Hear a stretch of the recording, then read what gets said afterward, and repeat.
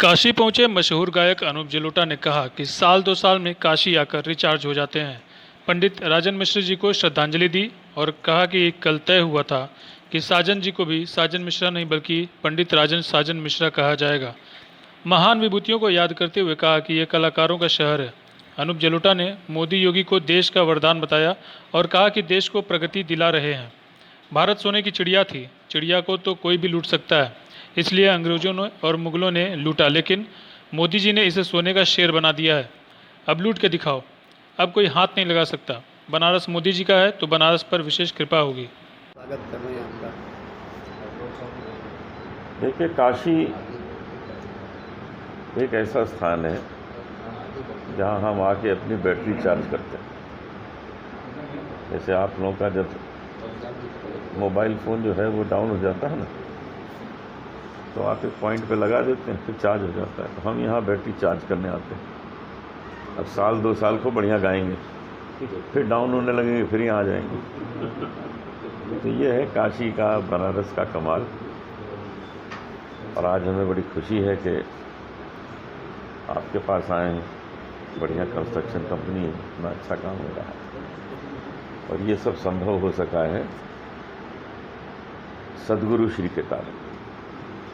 सद्गुरु श्री के चरण पड़े तो खुशहाली खुशहाली वहाँ आ जाती। हम पर भी बड़ी कृपा है इनकी।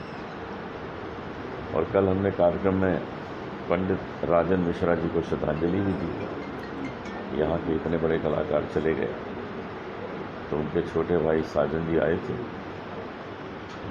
तो उनसे गले लग के हमने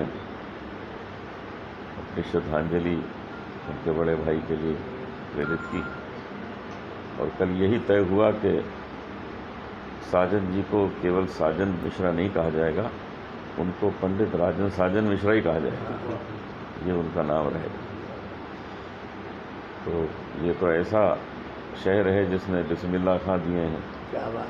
जिसने गोदई महाराज, किशन महाराज, गिरिजा देवी, पंडित रविशंकर, पंडित राजन साजन मिश्रा, छन्नू लाल जी, रत्नेश मिश्र, ऐसे ऐसे लोगों को इस शहर ने दिया है।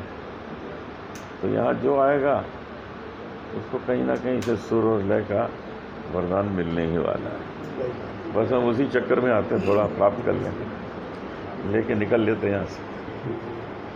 और अब तो मोदी जी ने ऐसा बना दिया ये शहर।